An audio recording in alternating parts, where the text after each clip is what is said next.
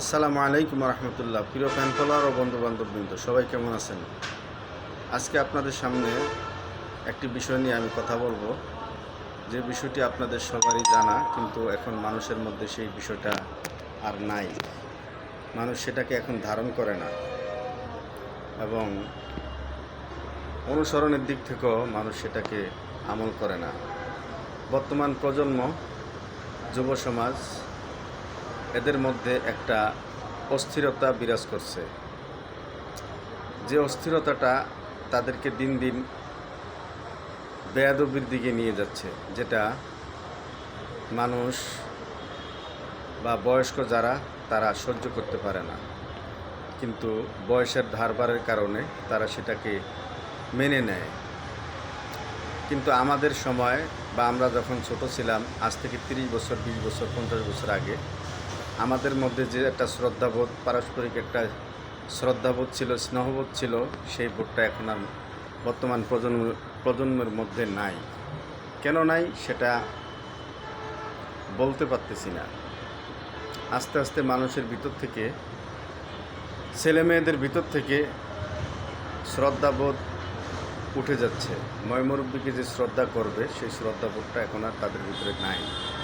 হ্যাঁ, কিছু কিছু পরিবার থেকে আছে যারা পারিবারিক শিক্ষা ভালো করে দিয়ে থাকেন বাপ মা, তাদের মধ্যে আছে, কিন্তু কিছু কিছুর ভিতরে, অনেকের ভিতরে নাই। ধরুন না, 100-তে 45%, 50% এরকম ছেলে মেয়েদের মধ্যে পারস্পরিক যে শ্রদ্ধাবোধ, মহব্বত, ভালোবাসা, এটা নাই। আমরা একটা ধর্ম বিশ্বাস করে, বা ইসলাম ধর্মকে আমরা লালন করি, আমরা বিশ্বাস করি। ইসলাম ধর্মের মধ্যে পিতামাতা, আত্মীয় স্বজন, মুরব্বীদেরকে শ্রদ্ধা করার একটা প্রক্রিয়া আছে, এবং মুরব্বীরাও, বয়স্করাও ছোট বাচ্চাদেরকে স্নেহ করবে। এটাই নিয়ম, এটাই ইসলামের একটা মূল শিক্ষা। রাসূল পাক সাল্লাল্লাহু আলাইহি সাল্লাম সবসময় ছোটদেরকে ভালোবাসতেন, শিশুদেরকে খুবই ভালোবাসতেন। সেই ব্যাপারে আপনারা অনেক কথা জানেন, কিন্তু বয়স্কদেরকেও তিনি শ্রদ্ধার নজরে, নবুয়তের যে একটা দায়িত্ব রাসূল পাক ইসলামের উপর ছিল, সেই দায়িত্ব অনুযায়ী বয়স্কদেরকেও তিনি শ্রদ্ধা করতেন। এটা তার নৈতিক শিক্ষার একটি অংশ। তাই আমাদের সেই নৈতিক শিক্ষাটা আমাদের সন্তানদেরকে দিতে হবে। সন্তানরা বয়স্কদেরকে দেখলে সালাম, শ্রদ্ধাবোধ এগুলি করে না। এটা আমাদেরকে তাদের শিক্ষা দিতে হবে, পারিবারিকভাবে শিক্ষা দিতে হবে। যদি শিক্ষা না দিই, তাহলে আমরা আরও সামাজিকভাবে নিগৃহীত হব বাচ্চাদের কাছে।